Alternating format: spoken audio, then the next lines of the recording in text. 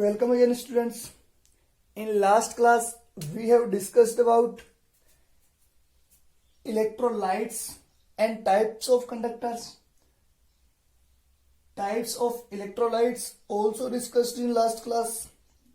Now we are going to discuss about electrolysis and mechanism of electrolysis. Electrolysis and factors affecting electrolysis. Factors affecting electrolysis. We have already discussed what is electrolytes.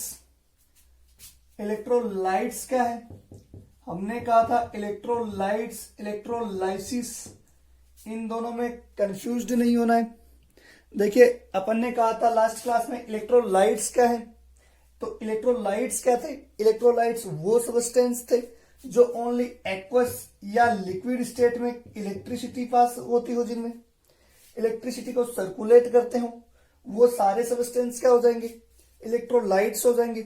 जैसे note, जो substance ना liquid में ना solid में कोई सी भी state में electricity pass नहीं करते हो, उनको हमने नॉन इलेक्ट्रोलाइट्स कहा था. क्लियर? तो देखिए, इन इलेक्ट्रोलाइट्स में जिस प्रोसेस के थ्रू इलेक्ट्रिसिटी पास होती है उसको हम कहते हैं इलेक्ट्रोलाइसिस. तो अब electrolysis and factors affecting electrolysis की बात करेंगे. नाम से पता चल रहा है, देखो, इलेक्ट्रो प्लस में lysis. Electro means electricity, electricity का यूज करते हुए. लाइसिस मतलब टूटना, टूटना यानी डिसोसिएशन, डिसोसिएशन यानी ऐसे सब्सटेंस जिनमें इलेक्ट्रिसिटी का यूज करें तो वो डिसोसिएट हो जाए अपने आयंस में. जैसे हमने कहा NaCl का, एक तो सॉलिड NaCl है, उसमें इलेक्ट्रिसिटी पास नहीं होती, बट इसका लिक्विड सॉल्यूशन ले ले हम. इसके कंटेनर में हमने NaCl का लिक्विड सॉल्यूशन ले लिया, इसमें अपन ने 2 इलेक्ट्रोड लगा दिए. किस लिए? ताकि इससे इलेक्ट्रिसिटी पास हो सके. देखिए, हमने कहा इलेक्ट्रिसिटी का यूज करेंगे इसमें, तो हमने ये 2 इलेक्ट्रोड लगा दिए, एक पॉजिटिव इलेक्ट्रोड, एक नेगेटिव इलेक्ट्रोड. क्लियर? हमने ये इसको इलेक्ट्रिसिटी का सोर्स लगा दिया है, यानी इलेक्ट्रिसिटी पास होगी यहां से. अब देखिए, इलेक्ट्रिसिटी का यूज करेंगे तो ये NaCl है अपने आयंस में टूटने लगेगा, Na+ और Cl- पे, यानी हम कह रहे हैं आयंस में टूटने लग गया. तो बताइए, इलेक्ट्रिसिटी का जब अपन ने यूज किया तो ये जो इलेक्ट्रोलाइट्स था, ये सब्सटेंस था, ये अपने आयंस में डिसोसिएट हुआ कि नहीं हुआ? अपने आयंस में टूट गया. तो अब इलेक्ट्रिसिटी का यूज करते हुए यदि कोई इलेक्ट्रोलाइट्स अपने आयंस में टूट जाए, डिसोसिएट हो जाए, इसी प्रोसेस को हम क्या कहेंगे? इलेक्ट्रोलाइसिस. क्लियर है? ये प्रोसेस हो जाएगी electrolysis. So what is electrolysis? Electrolysis is a process in which electricity और electric energy is changed in chemical energy. जैसे नोट, बताइए, इलेक्ट्रिसिटी का यूज किया हमने, यानी इलेक्ट्रिकल एनर्जी अपने पास पहले से थी. हमने इलेक्ट्रिसिटी का जब यूज किया तो ये अपने आयंस में टूट गए सब्सटेंस. ये इलेक्ट्रोलाइट्स जो है अपने आयंस में टूटा, यानी कि इसके अंदर केमिकल एनर्जी प्रोड्यूस हुई. यस और नोट? तो बताइए, इलेक्ट्रोलाइसिस में जो है इलेक्ट्रिक एनर्जी केमिकल एनर्जी में कन्वर्ट होगी. यस और नोट? क्लियर? तो हम कह रहे हैं इलेक्ट्रोलाइसिस में इलेक्ट्रिक एनर्जी केमिकल एनर्जी में कन्वर्ट होती है. क्लियर है? हम कह रहे हैं इलेक्ट्रोलाइसिस की यदि डेफिनेशन बोले तो क्या हो जाएगी? तो ये एक वो प्रोसेस है जिसमें इलेक्ट्रिसिटी का यूज करते हुए कोई भी इलेक्ट्रोलाइट्स अपने आयंस में टूट जाए, इस प्रोसेस को हम क्या कहेंगे? इलेक्ट्रोलाइसिस. क्लियर है? इसकी मैकेनिज्म देखें. देखिए, मैकेनिज्म हमने अभी भी देखी, करते क्यों है इलेक्ट्रोलाइसिस. तो जैसे हम कह रहे हैं NaCl का लिया, अभी अपन ने HCl का सॉल्यूशन ले लें. यदि मैकेनिज्म की बात करें, इलेक्ट्रोलाइसिस कैसे होता है, हमने कहा ये एक कंटेनर लेते हैं, इसके अंदर ये 2 इलेक्ट्रोड ले लिए अपन ने. 2 इलेक्ट्रोड यानी कि एक पॉजिटिव इलेक्ट्रोड है, एक नेगेटिव इलेक्ट्रोड है. जैसे नोट, एक पॉजिटिव इलेक्ट्रोड, एक नेगेटिव इलेक्ट्रोड, इन दोनों को हम आपस में ऐसे एक इलेक्ट्रिक सर्किट बनाएंगे, जिससे हम कह रहे हैं इनमें इलेक्ट्रिसिटी पास होगी, इलेक्ट्रिसिटी पास होगी. जैसे नोट, इलेक्ट्रिसिटी किधर से किधर पास होगी? तो पॉजिटिव इलेक्ट्रोड से नेगेटिव इलेक्ट्रोड की ओर जाएगी. क्लियर है? हम कह रहे हैं ये पॉजिटिव इलेक्ट्रोड है, ये नेगेटिव इलेक्ट्रोड है. पॉजिटिव का नाम क्या हो जाएगा? पॉजिटिव का नाम एनोड हो जाएगा. नेगेटिव इलेक्ट्रोड का नाम क्या हो जाएगा? नेगेटिव इलेक्ट्रोड का नाम कैथोड हो जाएगा।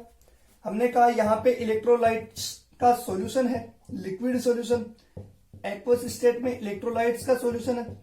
जैसे हमने अभी भी NaCl का सॉल्यूशन लिया था, हम कह देते हैं यहाँ पे ये HCl का सॉल्यूशन है, HCl का सॉल्यूशन है लिक्विड स्टेट में। अब बताइए क्या होगा, जैसे ही हम इस स्विच को ऑन कर देंगे, यहां से इलेक्ट्रिसिटी पास होना स्टार्ट हो जाएगी। यस और नो, जैसे ही इलेक्ट्रिसिटी पास होगी, बताइए क्या होगा, ये HCl जो है ये डिसोसिएट होना स्टार्ट हो जाएगा H+ और Cl- में। यस और नोट। अब देखिए हम कह रहे हैं HCl वो H+ और Cl- आयंस में टूटेगा कि नहीं। अब देखिए जैसे ही ये दो आयन बन गए अपने पास, एक पॉजिटिव और एक नेगेटिव आयन, तो पॉजिटिव और नेगेटिव आयन अपने अपोजिट इलेक्ट्रोड की ओर मूवमेंट करना स्टार्ट कर देंगे, क्योंकि देखिए इस पे पॉजिटिव आयन है तो ये नेगेटिव वाले की तरफ अट्रैक्ट होगा, इस पे नेगेटिव आयन है तो ये पॉजिटिव इलेक्ट्रोड की तरफ अट्रैक्ट होगा कि नहीं होगा। तो हम कह रहे हैं अब ये अपोजिट इलेक्ट्रोड की तरफ मूवमेंट करना स्टार्ट कर देंगे। तो हम कह रहे हैं अब देखिए इधर ये पॉजिटिव आयन जो है ये नेगेटिव इलेक्ट्रोड की तरफ, नेगेटिव आयन जो है, नेगेटिव कौन है यहाँ पे, क्लोराइड है, पॉजिटिव कौन है, H+ हाइड्रोजन आयन है। यस और नोट। तो देखिए नेगेटिव वाले हैं वो पॉजिटिव इलेक्ट्रोड की ओर, पॉजिटिव जो आयन है वो नेगेटिव इलेक्ट्रोड की ओर मूवमेंट करना स्टार्ट कर देंगे। क्लियर होगा क्या, देखिए लास्ट में हम कह रहे हैं, बताइए एनोड पे कौन जा रहा है, एनोड यानी कि पॉजिटिव पे नेगेटिव वाले जा रहे हैं। होता क्या है, देखिए ये Cl जो आयन है, खूब सारे आयन जाएंगे, ये Cl जो आयन है ये इलेक्ट्रॉन डोनेट करके वापस, देखिए इनके पास क्या है, नेगेटिव आयन है, तो दो क्लोराइड जो आयन है ये आपस में जुड़ के क्या बना लेंगे, Cl2 गैस बना लेंगे और दो इलेक्ट्रॉन को रिलीज कर देंगे वापस। यस और नॉट, ये दो इलेक्ट्रॉन को वापस से रिलीज कर देंगे। तो अब हम कह रहे हैं देखिए ये तो हो गई एनोड की रिएक्शन। कैथोड पे क्या होगा, कैथोड पे हम बोल रहे हैं कि देखिए दूसरा कौन सा, कैथोड पे कौन जा रहा था, पॉजिटिव आयन जा रहे हैं, यानी H+ जा रहा है। ये पॉजिटिव आयन देखिए यहां से इलेक्ट्रॉन जो आ रहे थे अपने पास, इन इलेक्ट्रॉन को एक्सेप्ट करके वापस से हाइड्रोजन गैस बना लेता है। यस और नोट। तो देखिए हम कह रहे हैं कि एनोड के ऊपर Cl2 गैस रिलीज होती है, जबकि कैथोड पे H2 गैस रिलीज होती है। होता क्या है, जनरली जो कैथोड है इस पे पॉजिटिव चार्ज जाके डिपोजिट होता है, एनोड जो है इसके ऊपर नेगेटिव चार्ज जाके डिपोजिट होता है, जो जनरली गैस ही होती है, यानी गैस यहां से रिलीज हो जाती है, जबकि जो पॉजिटिव आयन जनरली जो मेटल्स लेते हैं वो जाके कैथोड पे डिपोजिट हो जाती है। यस और नोट, क्लियर है। तो अब देखिए हमने कहा एनोड के ऊपर देखिए क्या हो रहा है, हम कह रहे हैं देखिए एक के ऊपर ऑक्सीडेशन हो रहा है, दूसरे के ऊपर रिडक्शन हो रहा है कि नहीं हो रहा। तो एक के ऊपर ऑक्सीडेशन, दूसरे के ऊपर रिडक्शन हो रहा है। यहाँ पे ऑक्सीडेशन हुआ कि नहीं हुआ, देखिए ऑक्सीडेशन नंबर -से 0 में चला गया, यानी ऑक्सीडेशन हो रहा है। यहाँ पे देखिए ऑक्सीडेशन नंबर प्लस से यहाँ भी 0 पे चला गया। तो एक पे हम कह रहे हैं ऑक्सीडेशन हो रहा है, दूसरे पे रिडक्शन। यहाँ पे ये ऑलवेज सही नहीं है कि एनोड पे ऑक्सीडेशन कैथोड पे रिडक्शन, लेकिन हम कह रहे हैं एक ये जो इलेक्ट्रोलाइसिस है इसके अंदर एक इलेक्ट्रोड पे हम कह रहे हैं ऑक्सीडेशन होगा, दूसरे पे रिडक्शन होगा। ऑक्सीडेशन और रिडक्शन दोनों साथ साथ हो रहे हैं, यानी कि रिडॉक्स रिएक्शन हो रही है। यस और नोट, ये रिडॉक्स रिएक्शन है, यही इलेक्ट्रोलाइसिस का बेसिस है, यानी इनमें रिडॉक्स रिएक्शन तो होगी सही ना, एक जो इलेक्ट्रॉन दे रहा है वही तो दूसरा ले रहा है, तो एक पे ऑक्सीडेशन होगा, दूसरे पे रिडक्शन होगा। इसी को हम कह रहे हैं कि रिडॉक्स रिएक्शन है वो इलेक्ट्रोलाइसिस का बेसिस है। अभी अपन ने एक ही सॉल्यूशन लिया है HCl का सॉल्यूशन, ऐसे ही हम कह दें देखिए NaCl का सॉल्यूशन अभी लिया था अपन ने, ये कैसे डिसोसिएट हुआ था Na+ और Cl- में। यस और नोट। तो देखिए एनोड पे क्या होगा, एनोड पे हम कह रहे हैं कि ये दो Cl- जो है ये Cl2 गैस बना लेते हैं और दो इलेक्ट्रॉन रिलीज कर देते हैं। यस और नोट। ऐसे ही हम कह रहे हैं कैथोड पे क्या होगा, कैथोड पे सोडियम जो आयन है, कैथोड पे हम कह रहे हैं सोडियम आयन जो है वो दो इलेक्ट्रॉन लेके, चाहे हम एक सोडियम ही ले लें, ये सोडियम रिलीज हो जाता है, जाएंगे बहुत सारे आयन्स, ऐसा नहीं है कि एक ही आयन जाएगा, हमने एक की मैकेनिज्म समझी है। तो देखिए कैथोड पे हम कह रहे हैं सोडियम मेटल रिलीज होने लग जाएगी, जबकि एनोड पे हम कह रहे हैं कि Cl2 गैस रिलीज होगी। यस और नोट। ऐसे ही हम कह रहे हैं यदि एक ही सॉल्यूशन हो तो एनोड पे ऑक्सीडेशन हो जाएगा, कैथोड पे रिडक्शन हो जाएगा। क्लियर। लेकिन हम कह रहे हैं यदि एक से ज्यादा सॉल्यूशन ले ले इसी एक ही कंटेनर में, तो अपने को देखना पड़ेगा फिर किसका रिडोक्स पोटेंशियल है वो कम है।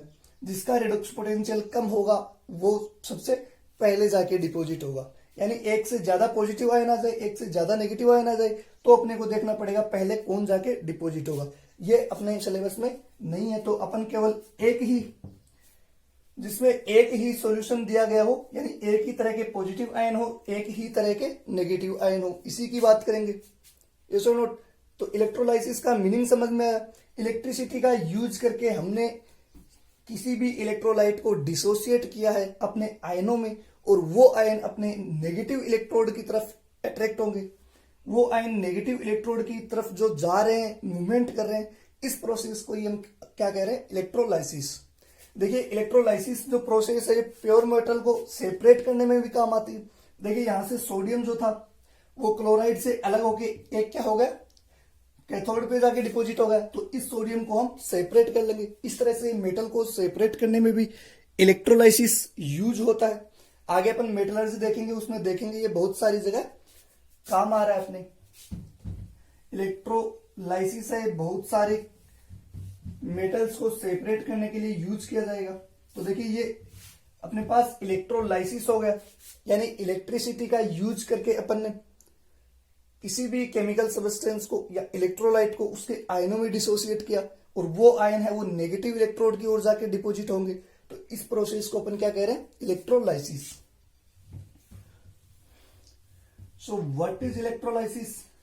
Electrolysis is nothing but it is a process to dissociate an electrolyte in its ions by using electricity. Clear?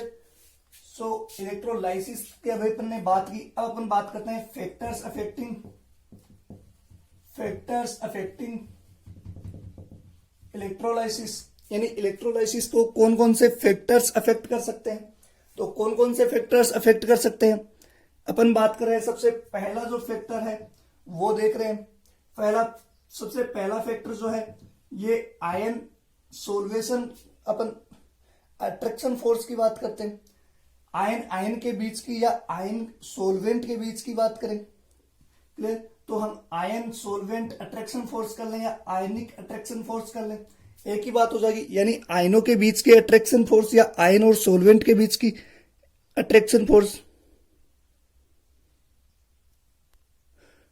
तो देखिए आयनों के बीच के अट्रैक्शन फोर्स की बात करें, यस और नोट, और या फिर आयन और सोलवेंट के बीच की बात करें, तो हम इसको एक नाम दे देते हैं।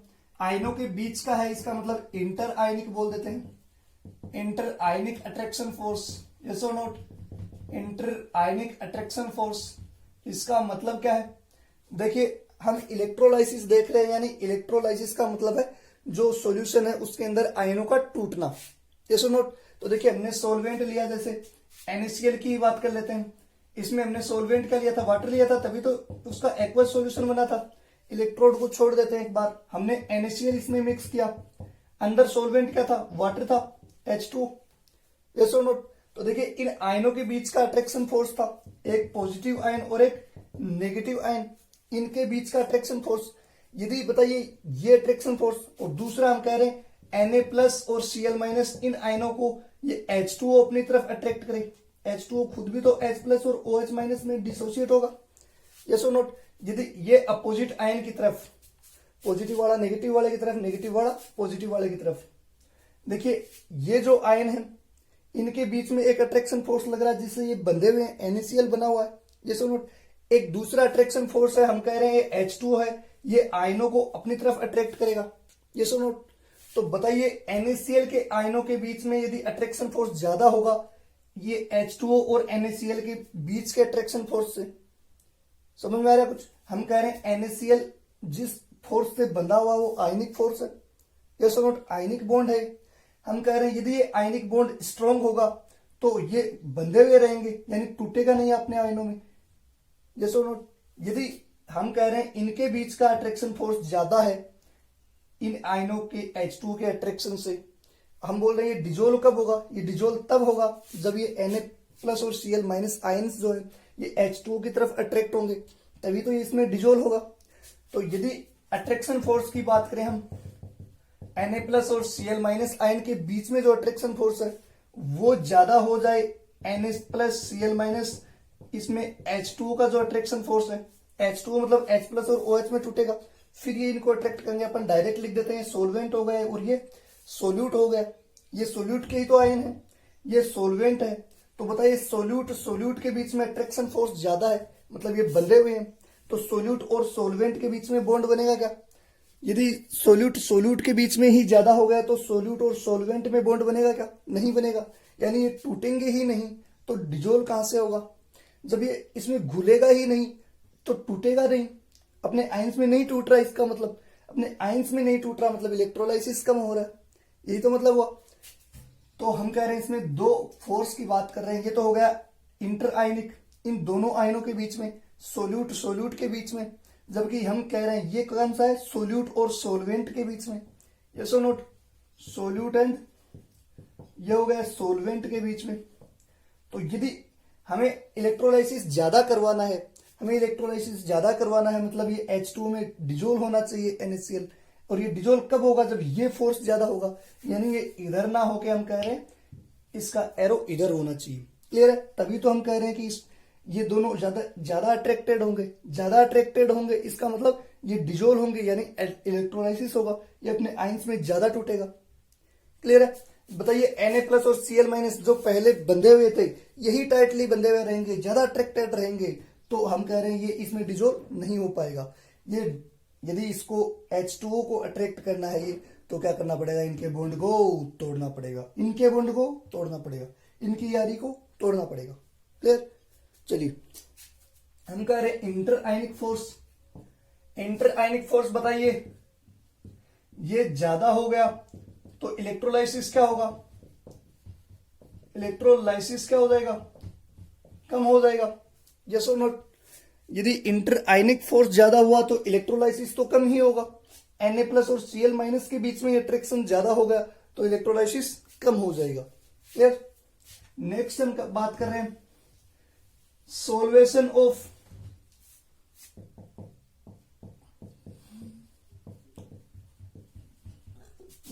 ऑफ सोल्यूट मॉलिक्यूल बोल दें या आयंस बोल दें, ये यही बात है सेम।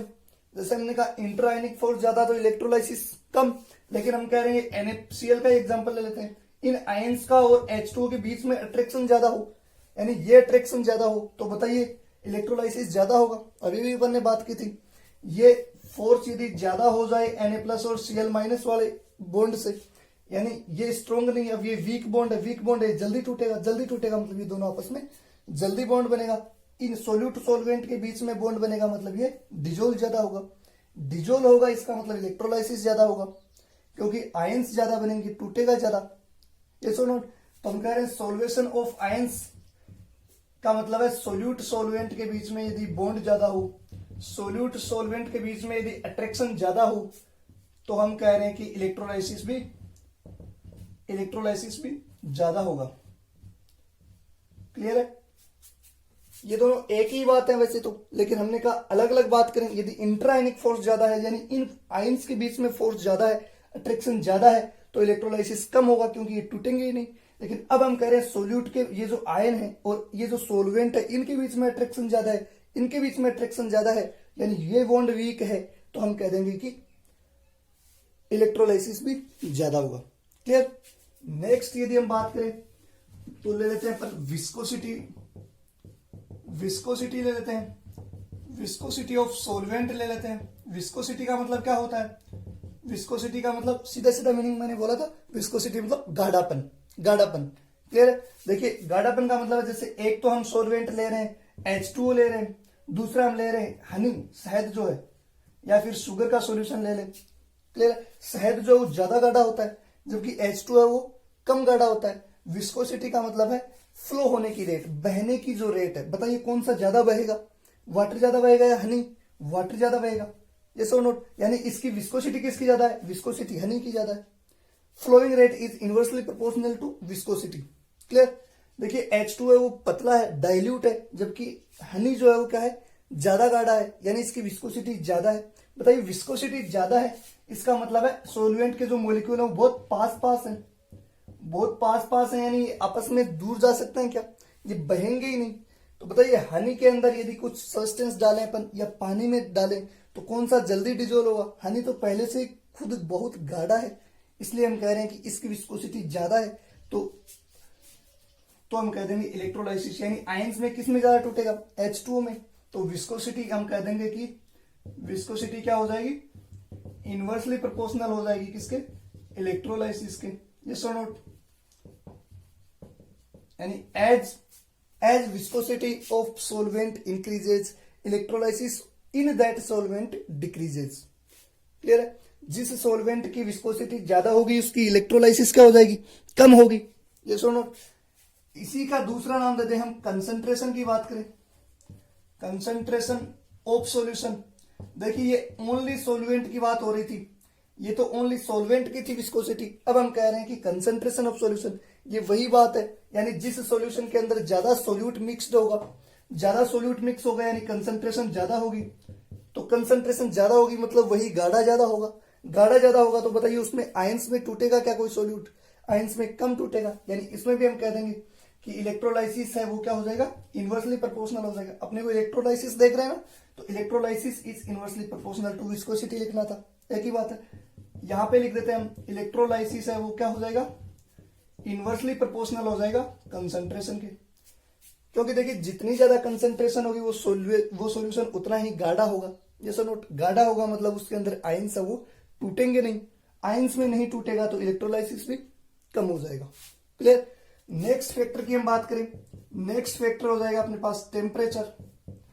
टेम्परेचर तो देखिए ये तो सीधा सा है, अपन ये तो कॉमन सेंस लगा के बता सकते हैं। जैसे टेम्परेचर ज्यादा होगा, टेम्परेचर ज्यादा होगा तो बताइए आयंस के बीच का जो फोर्स था वो कमजोर होने लग जाएगा, वीक होने लग जाएगा। जैसे ही हम कह रहे हैं आयंस के बीच का जो फोर्स है ये वीक होने लग जाएगा तो ये टूटने लग जाएंगे, ये टूटने लग जाएंगे, यानी टेम्परेचर इंक्रीज करेंगे तो इलेक्ट्रोलाइसिस इंक्रीज होगा, यानी इलेक्ट्रोलाइसिस अब कह देंगे अपन डायरेक्टली प्रोपोर्शनल टू टेम्परेचर, यानी एक लिमिट तक जैसे जैसे टेम्परेचर बढ़ाते जाएंगे इलेक्ट्रोलाइसिस इंक्रीज होगा।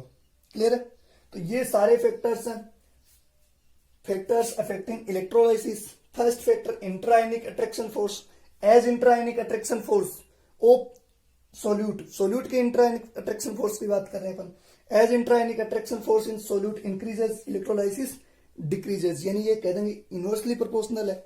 सेकेंड है सोल्वेशन ऑफ आयंस, बताइए सोल्यूट सोलवेंट के बीच में यदि अट्रैक्शन ज्यादा होगा तो इंट्रायनिक अट्रैक्शन फोर्स कम होगा, जैसे सोल्यूट सोलवेंट के बीच में अट्रैक्शन ज्यादा होगा तो इलेक्ट्रोलाइसिस भी ज्यादा होगा, यानी कि ये डायरेक्टली प्रोपोर्शनल है।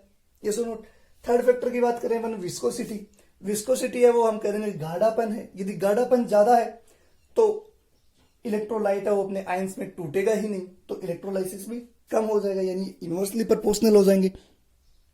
नेक्स्ट फैक्टर की बात करें अपन, नेक्स्ट फैक्टर है अपने पास कंसंट्रेशन। ये दोनों एक ही बात है एक तरह से, लेकिन हमने इसको सोल्यूट सोलवेंट के लिए अलग अलग बताया है। ये सॉल्यूशन की अपने पास कंसंट्रेशन है, सॉल्यूशन की कंसंट्रेशन ज्यादा होगी तो इलेक्ट्रोलाइसिस कम हो जाएगा। नेक्स्ट है टेम्परेचर, जैसे ही टेम्परेचर इंक्रीज होगा हम कह रहे हैं इन आयनों के बीच का जो अट्रैक्शन फोर्स है वो वीक पड़ने लग जाएगा, यानी दूर दूर होने लग जाएंगे। जैसे ये दूर दूर होंगे यानी डिसोसिएट हो गए तो इलेक्ट्रोलाइसिस इंक्रीज हो गया। तो temperature is directly proportional to electrolysis. Clear. इसके बाद में हम बात करने जा रहे हैं इलेक्ट्रोलाइसिस हो गया अपने पास, फैक्टर्स अफेक्टिंग इलेक्ट्रोलाइसिस हो गए। Next we are going to discuss about law for electrolysis. इस इलेक्ट्रोलाइसिस के लिए कुछ रूल दिए गए हैं जिनको हम कह रहे हैं, फेराडे ने ये सबसे पहले बताए थे, तो रूल हो जाएंगे अपने पास दो इंपॉर्टेंट है बोर्ड एग्जाम के लिए। Faraday's law of electrolysis, Faraday's law of electrolysis की बात कर रहे हैं हम। फेराडे एक साइंटिस्ट थे जिन्होंने इलेक्ट्रोलाइसिस के लिए दो रूल बताए जिनको हम factors law Faraday's law of electrolysis बोल देते हैं। क्लियर। इन्होंने देखिए दो रूल बताए, तो एक तो होता है फर्स्ट लॉ फॉर इलेक्ट्रोलाइसिस, एक हो जाएगा सेकंड लॉ। तो देखिए दोनों जो अलग अलग रूल दिए हैं इनके मतलब क्या है, इनसे रिलेटेड न्यूमेरिकल्स क्या है, वो अपन डिस्कस करेंगे।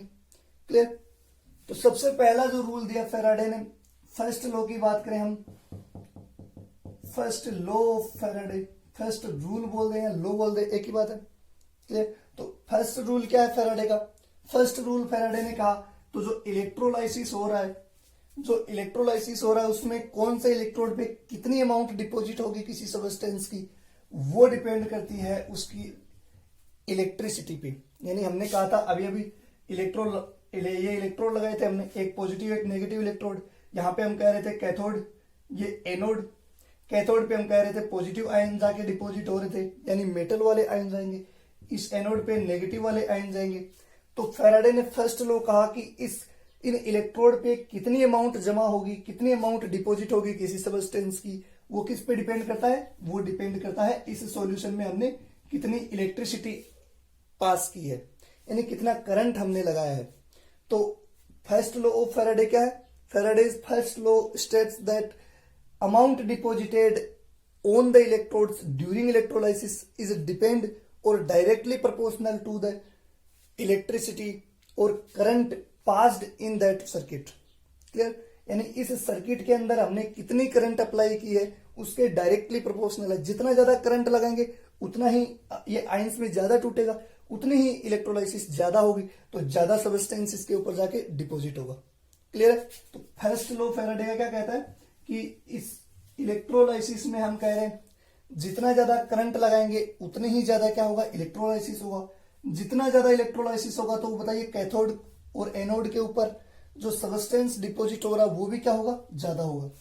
क्लियर। तो फर्स्ट लॉ है उसका न्यूमेरिकल स्टेटमेंट ये है। डब्ल्यू क्या है, डब्ल्यू है weight of substance, weight of substance deposited on electrodes. ये वो सब्सटेंस का वेट है जो दोनों इलेक्ट्रोड पे डिपॉजिट हो रहा है। जनरली हम कैथोड की बात करेंगे क्योंकि मेटल उसके ऊपर ही डिपॉजिट हो रही है। क्लियर। नेक्स्ट हम कह रहे हैं ये क्यू क्या है, क्यू तो चार्ज है। तो बताइए इलेक्ट्रिसिटी को हम, करंट को हम डायरेक्टली तो रखेंगे नहीं, हम चार्ज की फॉर्म में ही मेजर करेंगे। चार्ज इज इक्वल टू क्या होता है, देखिए जो करंट होता है वो क्या होता है, आई। आई क्या होता है, पर सेकेंड में जितने चार्ज सर्कुलेट हो रहा है, जितना चार्ज पास हो रहा है उसी को तो हमने करंट कहा है। तो Q इज इक्वल टू क्या हो जाएगा, Q इज इक्वल टू अपने कह रहे हैं I इंटू टी, यानी करंट इंटू टाइम। क्लियर। तो चार्ज फ्लोइंग की जो रेट होती है, रेट मतलब टाइम से डिवाइड कर दिया, फ्लोइंग की जो रेट है उसी को अपन करंट कह रहे हैं। तो करंट के लिए अपन ने क्या लिख दिया, Q। Clear. Q is equal to I into T. I means current, current का क्या होता है एम्पियर में, टाइम का सेकेंड। क्लियर। यदि चार्ज की बात करें तो हम डायरेक्टली किस में लिखेंगे, कूलाम में चार्ज की यूनिट कूलाम होती है। यस और नोट। चार्ज को देंगे तो अपन कूलाम में लेंगे। आई मतलब करंट है, इसको अपन एम्पियर में लेते हैं। टाइम है वो सेकंड में ही होता है। क्लियर। तो फर्स्ट रूल जो है वो क्या कहता है, फर्स्ट रूल ये कहता है कि इलेक्ट्रोलाइसिस के दौरान दोनों इलेक्ट्रोड के ऊपर या इलेक्ट्रोड के ऊपर कितना सबस्टेंस डिपॉजिट होगा वो डिपेंड करता है उसमें फ्लोइंग चार्ज के ऊपर, या उसमें कितनी करंट अप्लाई की है हमने इसके ऊपर डिपेंड करता है। जो deposited amount of substance on electrode is directly proportional to current और charge applied in that circuit. Clear. तो ये फर्स्ट रूल हो जाएगा। अब देखिए इसको थोड़ा सा हम इजी वे में लिख लेते हैं। ये क्यू क्या है, डब्ल्यू क्या है, ये भाई अपने को समझ में आ गया। तो अब हम देखते हैं, देखिए इस प्रोपोर्शनल को यदि हम हटाएंगे, देखिए प्रोपोर्शनल को यदि हम हटाएंगे तो अपने को क्या लगाना पड़ेगा, एक कांस्टेंट लगाना पड़ेगा। तो W इज इक्वल टू, अब हम लगा रहे हैं एक कांस्टेंट Z। Z जो है वो एक कांस्टेंट है जिसका नाम हम इलेक्ट्रोकेमिकल कांस्टेंट रखेंगे, हमने नहीं, फैराडे ने रखा है। Clear. Q is equal to, अभी अभी अपन ने निकाला था, Q इज इक्वल टू हम I इंटू टी लिख देते हैं, करंट इंटू टाइम लिख देते हैं। यस और नोट। करंट इंटू टाइम हम कहां से निकाल रहे हैं, ओम के नियम से, ओम के नियम से, है ना। उसने डेफिनेशन दी थी। करंट क्या है, करंट है वो चार्ज फ्लोइंग की रेट है और कुछ नहीं है। तो देखिए क्यू की जगह हमने आई इंटू टी लिख लिया। यस और नोट। तो देखिए अब अपने पास निकल के आ गए यहां से W is equal to Z I T. इसको आपको लर्न करना है। कोई भी न्यूमेरिकल आएगा फर्स्ट लॉ से रिलेटेड, वो सिर्फ और सिर्फ इस फॉर्मूले से अपने पास सोल्व हो जाएगा। अब देखिए ये जो जेड है इसका नाम क्या है, इलेक्ट्रोकेमिकल कांस्टेंट, इलेक्ट्रोकेमिकल कांस्टेंट। अब हम कोई पूछ ले इसकी डेफिनेशन क्या होगी और इसकी यूनिट क्या होगी, तो बताइए जेड की यदि वैल्यू निकालना चाहिए हम, तो जेड को एक साइड में रख लेंगे, इधर डब्ल्यू है अपने पास लेफ्ट साइड में, तो ये आई इंटू टी क्या हो जाएंगे, इससे डिवाइड हो जाएंगे। बताइए जेड यानी इलेक्ट्रोकेमिकल कांस्टेंट की यदि कोई डेफिनेशन पूछे अपने पास तो क्या करेंगे, किसी जेड की यदि डेफिनेशन बतानी है तो बाकी सारी क्वांटिटी को हम यूनिट ही ले लेंगे, यानी एकांक ले लेंगे, एक ही ले लेंगे, यूनिट वॉल्यूम वैल्यू यदि इनकी लेंगे तो जेड की अपने पास डेफिनेशन आ जाएगी। देखिए आई क्या है, करंट है, टी टाइम है। तो हम कह रहे हैं इलेक्ट्रोलाइसिस के दौरान यदि हम किसी सर्किट के अंदर 1 एम्पियर जो करंट है, 1 एम्पियर अपने पास क्या है, आई है, इसको यूनिट लिया मतलब 1 एम्पियर, 1 एम्पियर, 1 एम्पियर जो करंट है वो 1 सेकंड के लिए, टाइम को भी यूनिट लेना पड़ेगा, ये सुनो। तो हम कह रहे हैं किसी भी सर्किट के अंदर इलेक्ट्रोलाइसिस के दौरान 1 एम्पियर जो करंट है वो 1 सेकंड के लिए अप्लाई करें, तो ये डब्ल्यू क्या है, W deposited amount of substance है। तो हम कह रहे हैं इलेक्ट्रोड के ऊपर जितनी अमाउंट डिपोजिट होगी उसी को हम क्या कह देंगे, इलेक्ट्रोकेमिकल कांस्टेंट।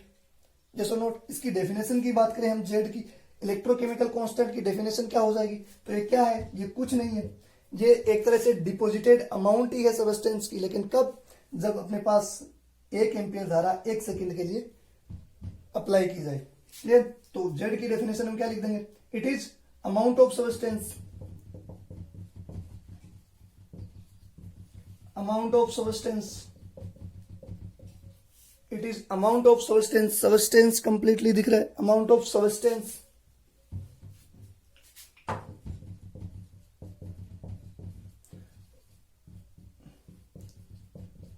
जनरली इलेक्ट्रोड की बात करें इसका मतलब कैथोड की बात कर रहा है, कैथोड पे मेटल डिपोजिटेड होगी, यस और not. It is amount of substance deposited on electrode during electrolysis, during electrolysis. ये तो हमने कह दिया इलेक्ट्रोलाइसिस के दौरान इलेक्ट्रोड के ऊपर जितनी अमाउंट डिपोजिट होगी उसको कहेंगे, लेकिन कब, जब अपने पास 1 एम्पियर जो करंट है वो 1 सेकंड के लिए अप्लाई किया जाए। हमें इसको इलेक्ट्रोकेमिकल कांस्टेंट निकालने के लिए जरूरी है कि जो ये करंट है और टाइम है इसको यूनिट लेंगे, ऐसा नोट, तभी अपन इसकी डेफिनेशन बता सकते हैं, अदरवाइज नहीं। कांस्टेंट की जब भी डेफिनेशन बतानी होती है हमें बाकी सारी क्वांटिटी को यूनिट लेना होता है। क्लियर। तो देखिए इसको यूनिट लेंगे, इलेक्ट्रोलाइसिस when 1 ampere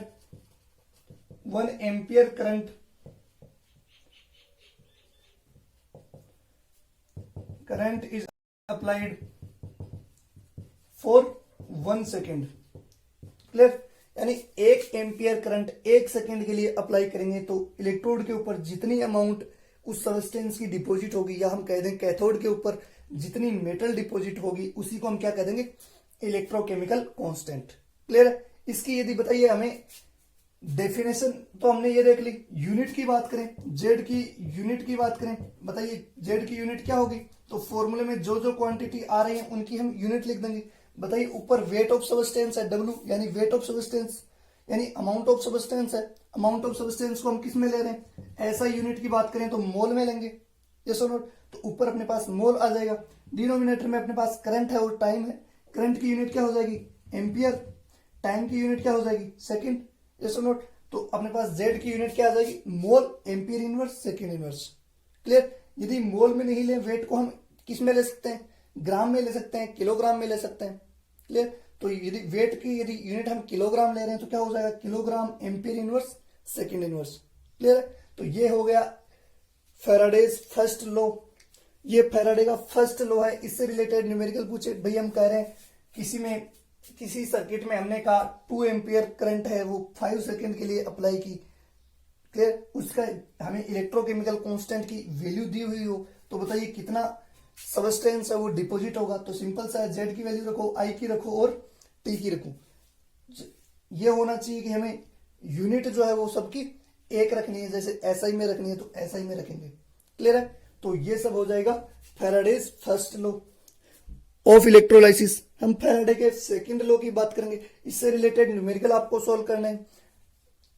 इससे ज्यादा फैराडे के फर्स्ट लॉ के बारे में ज्यादा पूछा नहीं जाता है। हम सेकंड लॉ की बात करें, Faraday's second law for electrolysis. तो देखिए फैराडे का जो फर्स्ट लॉ है ये हमने कहा कब अप्लाई होता है, जब अपने पास केवल और केवल एक ही अपने पास क्या हो, सबस्टेंस दे रखा है और उसके अंदर केवल अपन ने 2 इलेक्ट्रोड अप्लाई किए हैं जो अपोजिट है, यानी एक पॉजिटिव इलेक्ट्रोड और एक नेगेटिव इलेक्ट्रोड। ये सुनो, अब हम कह रहे हैं फैराडे सेकंड लॉ की बात करें। सेकंड लॉ कब अप्लाई होता है? सेकंड लॉ तब अप्लाई होता है अपने पास जब हम कह रहे हैं एक कंटेनर, ये दूसरा कंटेनर, ये थर्ड कंटेनर, क्लियर है। इनके जो इलेक्ट्रोड हैं, इनमें इलेक्ट्रोड लगे हुए, एक पॉजिटिव एक नेगेटिव, एक पॉजिटिव एक नेगेटिव, एक पॉजिटिव एक नेगेटिव, ऐसे ही कितने सारे सब्सटेंस हो सकते हैं। इनके अंदर अलग अलग अपने पास इलेक्ट्रोड ले लिया अपन ने, सॉरी इलेक्ट्रोलाइट ले लिया, हमने कहा ये AgCl ले लिया अपन ने, ये कॉपर क्लोराइड ले लिया, क्लियर है। ऐसे ही हमने और सब्सटेंस ले लिए, जैसे इसमें NaCl ले लिया। इन सबको आपस में जोड़ दिया गया है, इस सबको आपस में जोड़ दिया गया है, क्लियर। ये एक ऐसा वायर होता है, आगे अपन बात करेंगे, जिससे हम कह रहे हैं कि देखिए इसमें क्या हो जाएगा, यहाँ का सब्सटेंस इसमें जा सकता है, यहाँ का इसमें जा सकता है। यानी हम कह रहे हैं सारे के सारे जो इलेक्ट्रोलाइट्स हैं आपस में सीरीज ऑर्डर में जोड़ दिए गए, सीरीज में ही जोड़े गए। सीरीज में जोड़े गए तो हम कह रहे हैं बताइए इसमें जो इलेक्ट्रिक करंट लगाया जाएगा, इसमें जो करंट लगाया जाएगा वो सब क्या हो जाएंगे, ये करंट होगा सीरीज में हमेशा क्या होता है, सेम होता है। फिजिक्स में आप पढ़ोगे सीरीज ऑर्डर में जो होगा वो क्या होगा, करंट क्या हो जाएगा, कांस्टेंट हो जाएगी। यानी यहाँ पे जितना करंट लगाएंगे वही जाएगा सीरीज ऑर्डर में, यस और नॉट। तो अब हम कह रहे हैं देखिए यदि एक से ज्यादा सबस्टेंस ले लें अपन, इलेक्ट्रोलाइट्स ले लें, उनके इलेक्ट्रोड को हम बोल रहे हैं कि अपन इस ब्रिज से जोड़ दिया, इससे जोड़ ऐड कर दिया हमने। यानी कि अब हम कह रहे हैं यहाँ पे सेम करंट सेम टाइम के लिए अप्लाई की जाएगी। सेम तो अपने पास आई होगी और सेम ही टाइम होगा, यानी सेम करंट सेम टाइम के लिए अप्लाई करें। तो बताइए यहाँ पे इन इलेक्ट्रोड के ऊपर इनका क्या होगा, केमिकल सब्सटेंस जो है, इलेक्ट्रोलाइट जो है ये डिपोजिट होगा। तो अब हम कह रहे हैं यदि एक से ज्यादा more than 1 electrolytes series order में अटैच कर दिए जाएं, ऐड कर दिए जाएं, तो बताइए सेम करंट और same time, same current for same time apply होगी। तो सेम करंट सेम टाइम के लिए अप्लाई करें तो डिपॉजिट होने वाला ये जो इलेक्ट्रोलाइट है वो कितना होगा या किस पे डिपेंड करेगा, इसके लिए सेकेंड लॉ दिया गया। थीम समझ में इसने किया क्या, यानी वहां पे केवल एक ही इलेक्ट्रोलाइट था, एक ही कंटेनर था, यहां more than 1 electrolyte, more than 1 container है, क्लियर। हम कह रहे हैं जैसे मान लो इसमें AgCl का सॉल्यूशन लिया गया तो कौन सी मेटल डिपॉजिट होगी, Ag होगी। यहाँ पे हम कह रहे हैं CuCl2 यानी कॉपर क्लोराइड का सॉल्यूशन लिया गया, इलेक्ट्रोलाइट लिया गया तो कौन सी मेटल डिपॉजिट होगी, कॉपर हो जाएगी। यहाँ पे कौन सी मेटल होगी, सोडियम हो जाएगी, यस और नॉट। हम कह रहे हैं मेटल ही तो डिपॉजिट होगी कैथोड पे जाके, यस और नॉट। तो कौन से इलेक्ट्रोड पे, कौन से कंटेनर में, कौन से इलेक्ट्रोड पे ये जो मेटल जितनी डिपॉजिट हो रही है वो किस पे डिपेंड करता है, इसके लिए सेकंड लॉ दिया गया। फर्स्ट लॉ में हमने कहा यदि एक ही कंटेनर था तो डायरेक्टली कह दिया करंट के डायरेक्टली प्रोपोर्शनल होगी। अब करंट तो हम कह रहे हैं सबके लिए सेम है, करंट तो सब में सेम है क्योंकि सीरीज ऑर्डर में जुड़े हुए, सीरीज ऑर्डर में करंट सेम होता है। यदि अब कह रहे हैं कि करंट सेम हो गया तो बताइए ये जो मेटल डिपॉजिट होगी ये किस पे डिपेंड करेगी, तो सेकंड लॉ के लिए कहा गया ये जो डिपेंड करती है वो किस पे डिपेंड करती है, इसके इक्विवेलेंट वेट पे। E for equivalent weight. Equivalent weight क्या होता है अपन बात कर चुके हैं पहले ही। इक्विवेलेंट वेट, इक्विवेलेंट वेट क्या होता है, इक्विवेलेंट वेट को हम निकालते हैं एटॉमिक या मोलिकुलर वेट, एटॉमिक या molecular weight divided by valency, यानी वैलेंसी से डिवाइड कर दें तो अपने पास क्या आ जाएगा, इक्विवेलेंट वेट आ जाएगा, यस और नॉट। तो सीरीज ऑर्डर में यदि एक से ज्यादा कंटेनर में एक से ज्यादा इलेक्ट्रोलाइट अटैच्ड हो तो इनके इलेक्ट्रोलाइसिस से कैथोड के ऊपर कौन सी मेटल कितनी डिपॉजिट होगी वो डिपेंड करती है इनके इक्विवेलेंट वेट पे, क्लियर है। तो यही सेकंड लॉ है। इसके स्टेटमेंट की बात करें अपन, स्टेटमेंट की बात करें तो हम कह देंगे यदि एक से ज्यादा कंटेनर में एक से ज्यादा इलेक्ट्रोड सीरीज ऑर्डर में जुड़े हो तो वहां पे कैथोड के ऊपर डिपॉजिटेड अमाउंट ऑफ मेटल है वो किस पे डिपेंड करेगी, is directly proportional to equivalent weight. Clear है? कौन से इक्विवेलेंट वेट पे, जैसे हम कह रहे हैं कि कॉपर डिपॉजिट हो रहा है तो कॉपर के इक्विवेलेंट वेट, दूसरे कंटेनर में हम कह रहे हैं सिल्वर डिपॉजिट हो रहा था सिल्वर के इक्विवेलेंट वेट पे। क्लियर है? तो यदि इसके स्टेटमेंट की बात करें तो स्टेटमेंट लिख देते हैं अपन। ये कब अप्लाई होगा, ये तभी अप्लाई होगा जब मोर देन वन कंटेनर हो अपने पास। तो इसका स्टेटमेंट क्या हो जाएगा, if more than one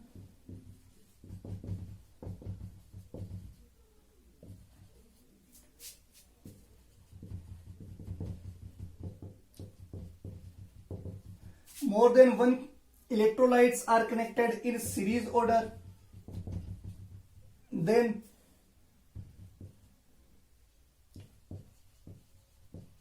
amount of metal deposited, देखिए हम कह रहे हैं गैस तो रिलीज हो जाती है इसलिए हम केवल और केवल मेटल की ही बात कर रहे हैं। क्लियर है? मेटल ही डिपॉजिट होगी कैथोड पे जाके, तो metal deposited on cathode is directly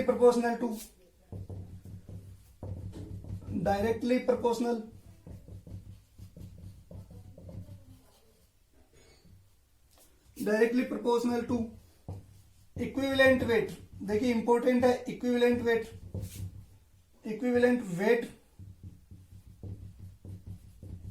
of that metal,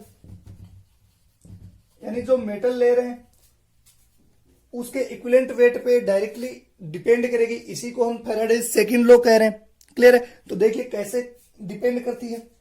तो हम कह रहे हैं, बताइए, अभी तक तो हम कह रहे थे weight of metal deposited on cathode is directly proportional to charge, yes और नॉट। और यहां पर ऐसा नहीं है, यहां पे हम कह रहे हैं जो अमाउंट है, वेट है, वो किस पे डिपेंड करेगा, इक्विवेलेंट वेट पे डिपेंड करेगा। क्लियर है? तो देखिए ये हो गया फैराडेज सेकंड लॉ। लेकिन ये कब अप्लाई है, जब एक से ज्यादा इलेक्ट्रोड होने चाहिए। ऐसा नहीं कि एक ही अपने पास मेटल है और वो डिपॉजिट होगी उसके इक्विवेलेंट वेट के अकॉर्डिंग, ऐसा नहीं है। ये तभी अप्लाई होगा जब more than one electrolytes series order में जुड़े हुए रहेंगे। यानी सीरीज ऑर्डर में जुड़े रहेंगे तो हम कह रहे हैं सीरीज ऑर्डर लिख दिया हमने, देखिए सीरीज ऑर्डर लिख दिया, इसका मतलब अब अपने को बताने की जरूरत नहीं है कि यहाँ पे जो करंट होगा वो भी सेम होगा और सेम टाइम के लिए हम अप्लाई करेंगे। सीरीज ऑर्डर है मतलब करंट सेम ही रहेगा। क्लियर है? जैसे हमने अभी एग्जांपल लिया था, हम कह रहे हैं एक मेटल हमने कॉपर ले ली, दूसरी मेटल हम ले रहे हैं सिल्वर ले ली। क्लियर? तो बताइए इनका जो वेट होगा वो किसके इक्वल हो जाएगा, ये इनके इक्विवेलेंट वेट के इक्वल हो जाएगा। यानी equivalent weight of copper divided by equivalent weight of AG हो जाएगा, यस और नॉट। या फिर हम कह रहे हैं दो कोई भी मेटल ले लें, हम अभी दो ही इलेक्ट्रोलाइट ले रहे हैं इसलिए दो लिख दे रहे हैं। बताइए W1 by W2 is equal to क्या हो जाएगा, E1 बाई E2। ई क्या है, इक्विवेलेंट वेट। इक्विवेलेंट वेट जिस मेटल का वेट होगा, जिस मेटल को हम ले रहे हैं कि इसका कितना वेट डिपॉजिट होगा, उसी का हम क्या ले लेंगे, इक्विवेलेंट वेट ले लेंगे। क्लियर? तो अब देखिए यहां से अपने पास इक्विवेलेंट वेट हम कह रहे हैं कैसे निकालेंगे। जैसे हम कह रहे हैं कि Ag है सिल्वर, तो सिल्वर का वेट अपन ले लेंगे 108 डिवाइडेड बाय इसकी वैलेंसी 1 ही होती है तो 108 ही इसका क्या आ गया, इक्विवेलेंट वेट आ गया। कॉपर का इक्विवेलेंट वेट डिवाइडेड बाय उसकी वैलेंसी, ऑक्सीजन है तो ऑक्सीजन का वेट डिवाइडेड बाय उसकी वैलेंसी। वैलेंसी हमने 11th क्लास में कंप्लीटली डिस्कस कर ली है, वैलेंसी आपको अच्छे से सबकी निकालनी आती है। क्लियर? तो ऐसे हम कह देंगे ये क्या हो जाएगा, ये सेकेंड लॉ ऑफ इलेक्ट्रोलाइसिस हो जाएगा, ये सेकेंड लॉ ऑफ इलेक्ट्रोलाइसिस हो जाएगा। क्लियर? इससे रिलेटेड न्यूमेरिकल की बात करेंगे अभी अपन। तो देखिए इससे रिलेटेड न्यूमेरिकल की बात करें उससे पहले हम कह दें, उससे पहले हमें देखना होगा, देखिए ये जो मेटल डिपॉजिट हो रही है ये इक्विवेलेंट वेट पे हम कह रहे हैं सबका इक्विवेलेंट वेट निकालेंगे, इससे अच्छा है। देखिए फैराडे ने क्या ऑब्जर्व किया, फैराडे ने ऑब्जर्व किया कि जितना मेटल डिपॉजिट हो रही है, कैथोड के ऊपर मेटल डिपॉजिट हो रही है, वो डायरेक्टली प्रोपोर्शनल होगी किसके, जितना इलेक्ट्रॉन हम उस पर अप्लाई कर रहे हैं, यस और नॉट। यानी हम कह रहे हैं कि जितना इलेक्ट्रोड कैथोड के ऊपर क्या आएगी, हम कह रहे हैं मेटल डिपॉजिट होगी। ये कब और कितनी डिपॉजिट होगी, जब हम इलेक्ट्रोलाइसिस करते हैं, यानी इलेक्ट्रिसिटी अप्लाई कर रहे हैं। इलेक्ट्रिसिटी अप्लाई कर रहे हैं यानी अपने को पता है कि कितने इलेक्ट्रॉन उसके अंदर अप्लाई हो रहे हैं, तो हम कह रहे हैं कि कैथोड के ऊपर मेटल जो डिपॉजिट होगी वो डायरेक्टली प्रोपोर्शनल होगी कितने मोल इलेक्ट्रॉन उसके ऊपर अप्लाई किए गए, इलेक्ट्रॉन अप्लाई किए गए यानी इलेक्ट्रिसिटी अप्लाई की गई है, कितने मोल इलेक्ट्रिसिटी अप्लाई की गई है इलेक्ट्रॉन की टर्म्स में, तो उसके ऊपर डायरेक्टली डिपेंड करेगी कैथोड के ऊपर कितनी मेटल डिपॉजिट हो रही है। तो ये हम कैसे फाइंड आउट करेंगे, ये अपने को कैसे पता चलेगा, ये अपने को ऐसे पता चलेगा। देखिए जैसे हमने अभी अभी कहा, अभी अभी अपन ने देखा कि मान लो कि सिल्वर AgCl का सॉल्यूशन लिया गया अपने पास, या फिर CuCl2 का सॉल्यूशन लिया गया, क्लियर। तो देखिए इनकी रिएक्शन कैसे होगी, रिएक्शन Ag प्लस और Cl माइनस ऐसे होती है। ऐसे ही कॉपर है, कॉपर प्लस 2 और Cl2Cl माइनस, ऐसे रिएक्शन होगी, यस और नॉट। तो देखिए अब हम कह रहे हैं इसके अंदर कितने इलेक्ट्रॉन एक्सचेंज किए गए हैं रिएक्शन में। देखिए अब हम कह रहे हैं 1 मोल AgCl का सॉल्यूशन है, तो 1 मोल, देखिए यहाँ पे 1 इलेक्ट्रॉन इसने डोनेट किया और इसने ले लिया, यानी एक्सचेंज कितना हुआ, 1 इलेक्ट्रॉन। 1 मोल हम कह रहे हैं 1 मोलिक्यूल ले रहे हैं, तो 1 इलेक्ट्रॉन, 1 मोलिक्यूल के लिए 1 इलेक्ट्रॉन, यानी 1 मोल जो AgCl के मोलिक्यूल होंगे, तो 1 मोल के लिए 1 मोल इलेक्ट्रॉन, यस और नॉट। ऐसे हम कह रहे हैं कॉपर में, यहां बताइए कितने इलेक्ट्रॉन का एक्सचेंज हो रहा है। देखिए Cu 0 से Cu प्लस 2 में जा रहा है, यानी 2 इलेक्ट्रॉन इसने डोनेट किए, उसने 2 इलेक्ट्रॉन ले लिए। यहाँ पे 2 इलेक्ट्रॉन का क्या हो रहा है, एक्सचेंज हो रहा है। तो हम कह देंगे कि कॉपर के 1 मॉलिक्यूल के लिए 2 इलेक्ट्रॉन, तो बताइए 1 मोल CuCl2 के कितने इलेक्ट्रॉन हो जाएंगे, 2 मोल इलेक्ट्रॉन हो जाएंगे, यस और नॉट। तो हम कह रहे हैं कि कैथोड के ऊपर कितना मोल डिपॉजिट होगा, ये कैथोड था, इसके ऊपर जो मेटल आएगी उसके कितने मोल डिपॉजिट होंगे, क्योंकि वेट को हम कह रहे हैं कि ऐसा ही में लेंगे तो मोल में मेजर करेंगे, यस और नॉट। तो कैथोड के ऊपर कितने मोल मेटल डिपॉजिट होगी, ये डिपेंड करेगी कि कितने मोल इलेक्ट्रॉन अप्लाई किए, क्लियर। और कितने मोल इलेक्ट्रॉन अप्लाई किए ये अपने को कहां से पता चलेगा, ये इसकी केमिकल रिएक्शन से पता चलेगा, क्लियर। देखिए इस रिएक्शन में हमें पता है कि 1 मॉलिक्यूल के लिए 1 इलेक्ट्रॉन एक्सचेंज हो रहा है, तो 1 मोल AgCl ले लेंगे तो 1 मोल इलेक्ट्रॉन आ जाएंगे, यस और नॉट। ऐसे हम करें इसके रिएक्शन के लिए 2 इलेक्ट्रॉन यूज हो रहे हैं, 2 इलेक्ट्रॉन एक्सचेंज हो रहे हैं, तो हम कह देंगे कि 1 मोल यदि CuCl2 लेंगे तो उसके लिए 2 मोल इलेक्ट्रॉन आ जाएंगे, यस और नॉट। तो फैराडे का जो सेकंड लॉ है इसी की दूसरी फॉर्म अपन ले रहे हैं, तो दूसरी फॉर्म इसी की अपन ले रहे हैं, वो क्या आ जाएगी, मोल यदि ले लें हम, mole of metal deposited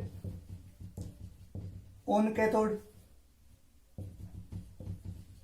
is directly proportional to mole of electron exchanged during reaction, yes or not। देखिए किसी भी इलेक्ट्रोलाइसिस के दौरान, कौन से में, यदि एक से ज्यादा अपन पास क्या हो, इलेक्ट्रोलाइसिस हो रहा हो, इलेक्ट्रोड्स अपन ले रहे हो, यानी वही सीरीज ऑर्डर वाला सेकंड ऑर्डर के लिए लिख रहे हैं, only and only second law के लिए लिख रहे हैं, सेकंड लॉ की ही ये दूसरी फॉर्म है। हम कह रहे हैं कैथोड के ऊपर कितनी मेटल डिपॉजिट होगी, ये डिपेंड करेगा कि उसमें कितने इलेक्ट्रॉन एक्सचेंज हुए। एक रिएक्शन के लिए 1 इलेक्ट्रॉन, यानी 1 मोल के लिए हम कह रहे हैं 1 मोल इलेक्ट्रॉन आ जाएंगे, ये सुन नोट। ऐसे हम कह रहे हैं यहाँ पे देखिए 2 मोल चाहिए अपने को, 2 इलेक्ट्रॉन हो रहे एक रिएक्शन के लिए, यानी 1 मॉलिक्यूल के लिए, तो 1 मोल के लिए कितने हो जाएंगे, 2 मोल इलेक्ट्रॉन हो जाएंगे, क्लियर है। तो देखिए हम कह रहे हैं जितने यहाँ पे एक रिएक्शन में इलेक्ट्रॉन होंगे, हम कह रहे हैं AgCl के 1 मॉलिक्यूल के लिए 1 इलेक्ट्रॉन, तो 1 मोल के लिए 1 मोल इलेक्ट्रॉन आएंगे। 1 मोल इलेक्ट्रॉन के ऊपर चार्ज कितना हो जाएगा, देखिए इस 1 मोल इलेक्ट्रॉन को बोलने से अच्छा इसके ऊपर एक चार्ज निकाल लेते हैं अपन, charge on 1 mole electron. 1 mole electron कैसे निकालेंगे बताइए, 1 इलेक्ट्रॉन के ऊपर कितना चार्ज होता है, 1.602, अपन 1.6 ही ले लेते हैं, चलिए पूरा लिख लेते हैं, 1.602 इंटू 10⁻⁹ होता है।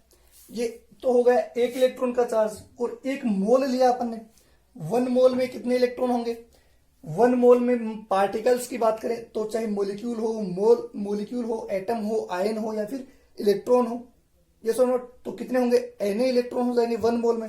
1 मोल में Na इलेक्ट्रॉन होता है, यानी 6.023 इंटू 10⁻3, यही होगा। इसको जब हम मल्टीप्लाई करते हैं तो अपने पास निकल के आएगा कितना, अपने पास निकल के आता है,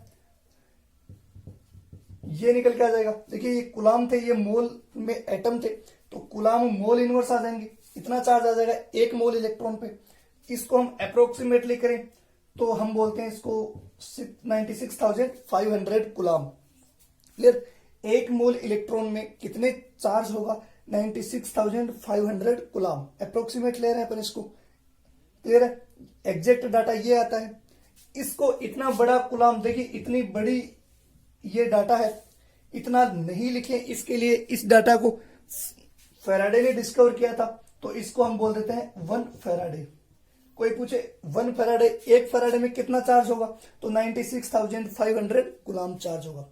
ये सुनो, बताइए। अब देखिए एक मोल इलेक्ट्रॉन, यहां पे बताइए एक मोलिक्यूल के लिए 1 इलेक्ट्रॉन यूज हो रहा है। हम यदि इसका 1 मोल ले लें तो यहां पे कितने होंगे? 1 मोल इलेक्ट्रॉन होंगे। ये सो नोट, 1 मोल इलेक्ट्रॉन, यानी हम ये कहें कि इस रिएक्शन में एजीसीएल के 1 मोल के इलेक्ट्रोलाइसिस के लिए 1 मोल इलेक्ट्रॉन यूज होंगे, तो कोई गलत नहीं होगा। ये सो नोट, इस रिएक्शन में हम कह रहे हैं 1 मोल के लिए 1 मोल इलेक्ट्रॉन यूज होंगे। अब 1 मोल इलेक्ट्रॉन ऐसे बोलने में थोड़ा स्ट्रेंज लगता है, इसके लिए हम कह देंगे कि इस रिएक्शन के लिए बताइए 1 फैराडे चार्ज यूज होगा, तो कोई गलत होगा क्या? यहां पे कितना होगा? 1 फैराडे। ये सो नोट, क्योंकि 1 मोल इलेक्ट्रॉन आया था यहाँ पे, तो वो बताइए 1 मोल इलेक्ट्रॉन पे ही तो ये चार्ज आया, इतना चार्ज आया, इसी को अपन ने 1 फैराडे कहा है। क्लियर है। तो हम कहते हैं इस रिएक्शन 1 इलेक्ट्रॉन यूज हो रहा है तो वो 1 फैराडे। इस रिएक्शन के लिए 2 इलेक्ट्रॉन यूज हो रहे हैं तो हम कह देंगे 2 फैराडे चार्ज यूज हुआ है। क्लियर। तो फैराडे की कहानी समझ में, 1 फैराडे इसका मतलब 96,500 कूलम अपने पास चार्ज है। जिस रिएक्शन में जितने इलेक्ट्रॉन एक्सचेंज हो रहे हैं उसमें उतने ही फैराडे यूज होंगे। क्लियर। तो इससे रिलेटेड एक न्यूमेरिकल करते हैं अपन। देखिए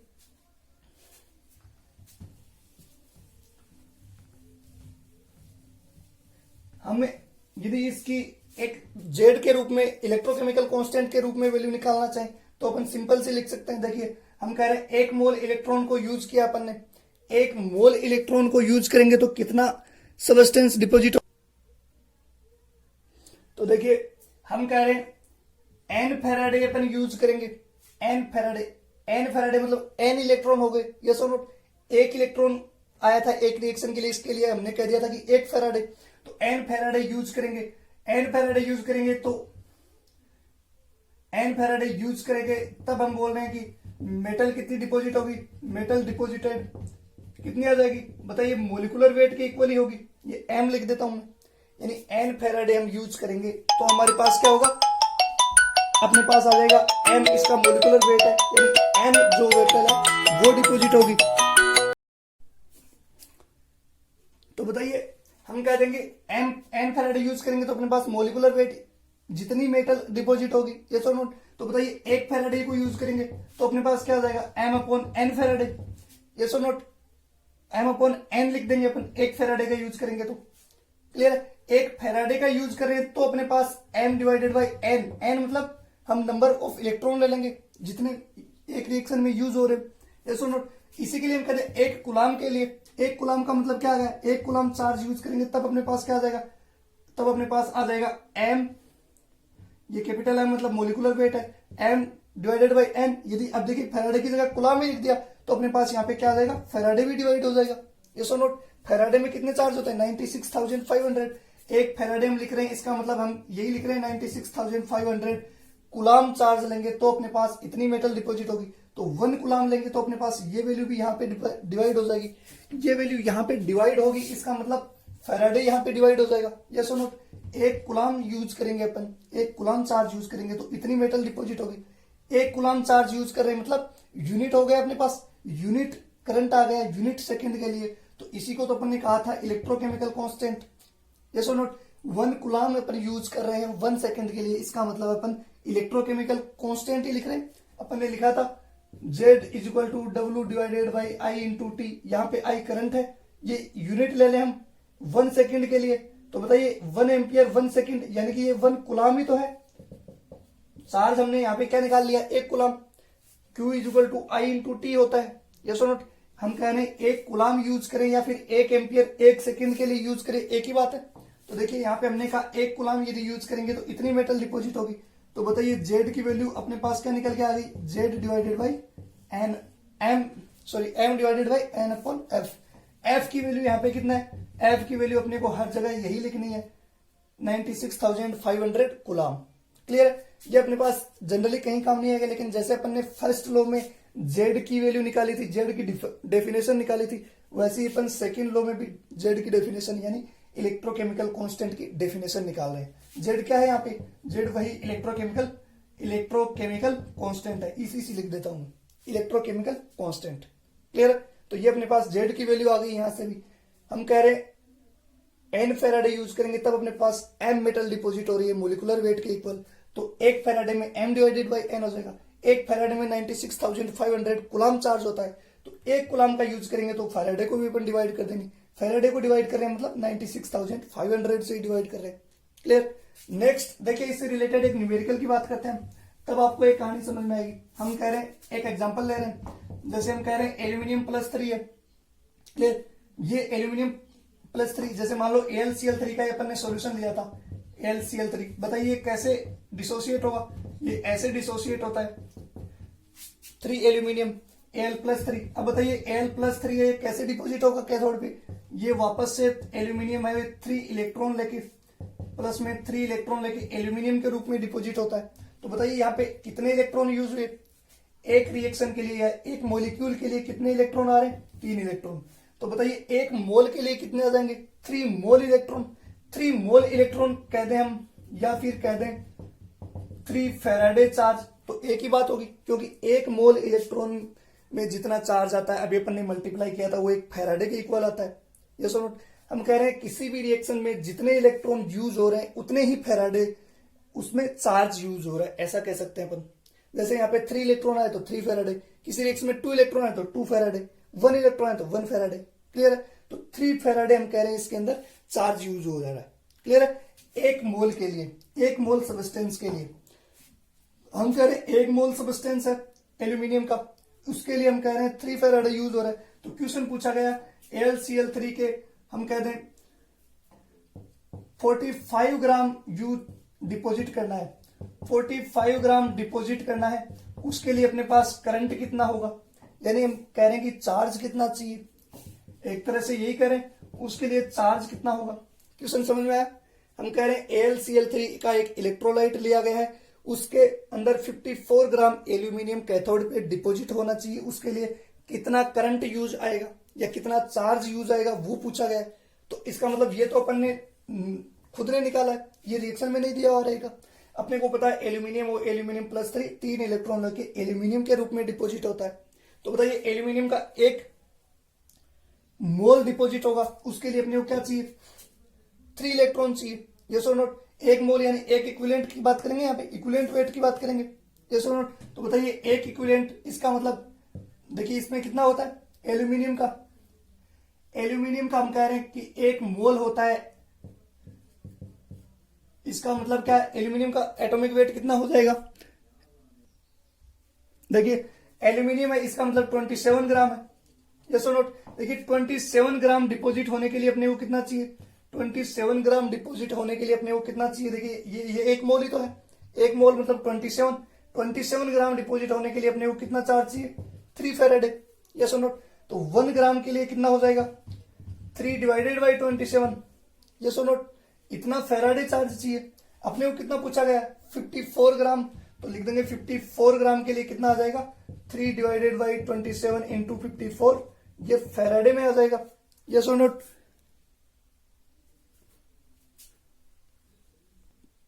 इंटरप्शन आ गया। चलिए हम देखते हैं, हम कह रहे हैं कि 54 ग्राम डिपॉजिट होने के लिए कितना चार्ज चाहिए, ये पूछा गया अपन से। तो हम कह देंगे कि देखिए एक जो रिएक्शन है इसके लिए 3 इलेक्ट्रॉन चाहिए, यानी 1 मोल के लिए 3 फेराडे चार्ज चाहिए।